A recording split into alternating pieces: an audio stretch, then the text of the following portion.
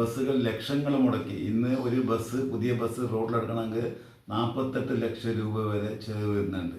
ഈ 48 ലക്ഷം രൂപ ചിലവിട്ട ബസ് 7.5 വർഷം മാത്രമേ അത് ഓടുന്നുള്ളൂ. 15 വർഷമാണ് അതിൻ്റെ പുതിയ പെർമിറ്റിൻ്റെ ബസ്സിൻ്റെ വാല്യൂ ആണെങ്കിൽ ഇപ്പോൾ കേരള സർക്കാർ അത് 2022 വരെ നീട്ടി തന്നിട്ടുണ്ടെങ്കിലും ഈ ലിമിറ്റഡ് സ്റ്റോപ്പിനും ഫാസ്റ്റ് പാസഞ്ചേഴ്സിനൊക്കെ 5 വർഷം 3 വർഷത്തേക്ക് വണ്ടി മാറ്റണം.